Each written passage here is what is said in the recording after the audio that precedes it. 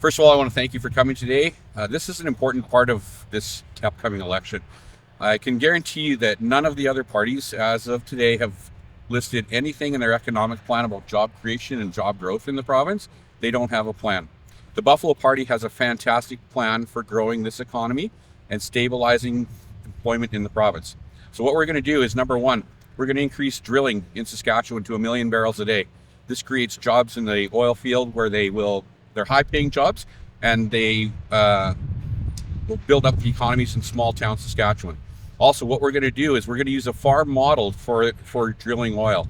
So just like Enbridge has all the big storage containers out there, just like a farmer uses a grain bin to store grain or its crops when the prices are low, we're going to do the same things with oil.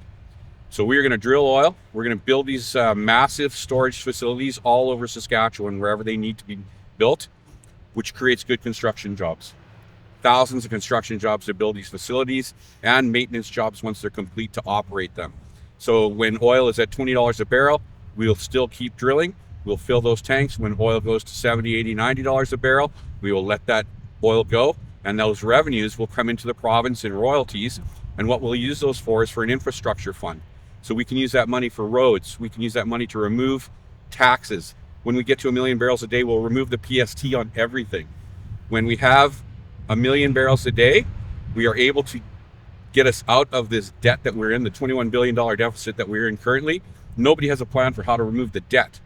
The other parties have plans on how to balance the budget based on an operating budget, but no plan on how to remove the debt. The other thing that we're going to do in Saskatchewan, that's going to be fantastic for jobs in this province, we're going to lead the world in energy. We are going to upgrade 4 and 5 power plants in Estevan. We're going to upgrade all of the power plants in Saskatchewan, including Coronach. Then, after we do that, we're going to CCS all of those buildings. Those CCS buildings will create thousands and thousands of good jobs for the people of Saskatchewan. And what else it'll do? It'll create long-term jobs for the people of Saskatchewan. These jobs are not minimum wage jobs. These are jobs that are going to pay $60,000 a year and up. Most of them will be in the $100,000 range.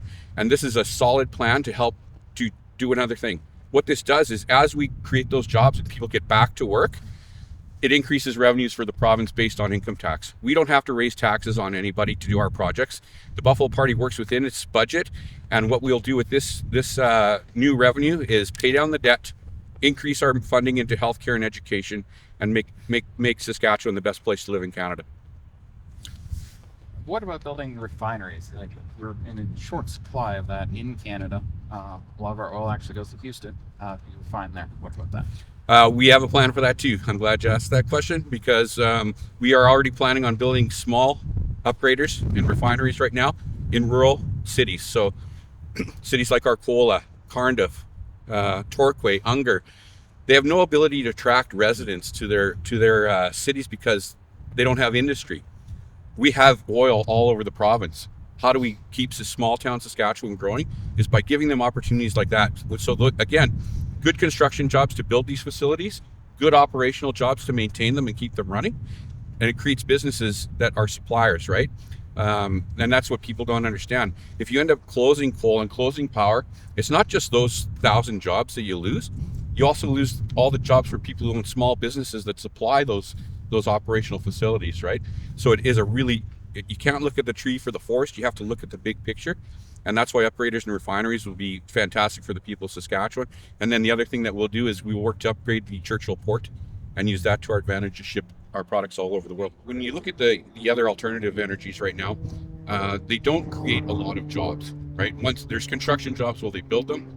And once they're completed, there's some service jobs and maintenance jobs, but nothing like the 1,000 jobs that we would lose if the coal mines close. I've asked this question before of the finance minister. How do you replace that revenue for the province? Just in Estevan alone, the tax base for the province is over $4 million in income tax. Where do you replace that in the 7 jobs or 8 jobs that you use to maintain a solar facility? Right? That money's got to come from somewhere, and they have to raise taxes. There's no other alternative, right? And we will get to a fantastic solution someday. What's the rush, right? Why not? Coal has been a solid foundation for baseload energy at a very cost-effective price for the people of Saskatchewan. And we see what happened in Alberta, right? Alberta closed down all their coal plants. They had a 5-day no wind. period, they had to call us to buy power. So what we want to do is we want to lead the world in CCS technology, teach it all over the world. China is one of the largest emitters of dirty coal in the world.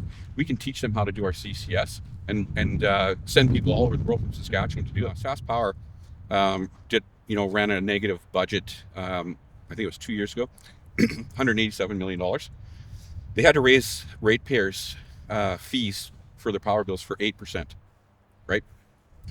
So what we know is that if you use the same metric and say SaskPower does a project that we go over budget, say $4 billion, right? Building some new facilities or things like that. It could double or triple our current power bills. So like I said, we're a very thoughtful, common sense party, and we want to look out for the people of Saskatchewan. We want to make sure that we have a solid base load of energy. And even with natural gas, we know that natural gas is a good alternative, but when it gets really cold, it can't heat the turbines enough, and we have to flip back to coal. A lot of the jobs you're talking about, they're low-class, blue-collar trade jobs. What about the educational side of it? Because all of a sudden, you need all these workers in the next few years.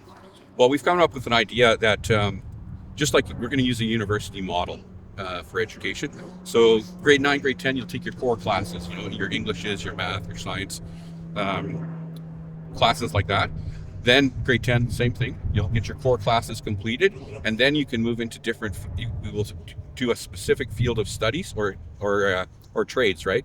So we're going to promote mechanics, auto mechanics, auto body, electricity, plumbing, all of these different areas in school, because if and lots of kids know that they want to be a mechanic when they're 16, so putting them in a calculus class and forcing them to take it is not going to serve them or the teachers, right? Because now you have a kid who's not interested in what they're doing.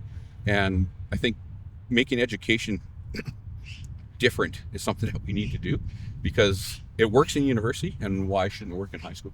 Do you have an exact timeline of how you're going to create these thousands more jobs?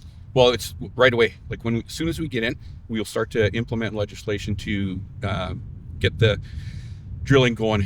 And what we're going to do is we will get with stakeholders and driller and people that are in the drilling industry around the province and listen to what they say. How much can you drill? Where can you drill it? How many tanks do we need? And how do we get this done? Because as politicians, we don't have those answers. People that work in industry, they do. And you have to listen to them. So the other thing that Buffalo is going to bring to the table is a community camaraderie with not just the population, but with business and teachers and health workers all over the province. In general, government has turned a deaf ear and think that they know best. And the one thing that I've said, and I've said this a bunch of times, one thing I do know is that when government starts getting in the way of prosperity and education and health, things go south real quick. So yeah, we would implement it right away, and we want to get there as fast as we can, because we need to start getting out of this debt that we're in today. The interest on the debt that we're paying is massive, and it's taking away money that we could be spending on other things, and that would embolden the province as opposed to depleting our reserves.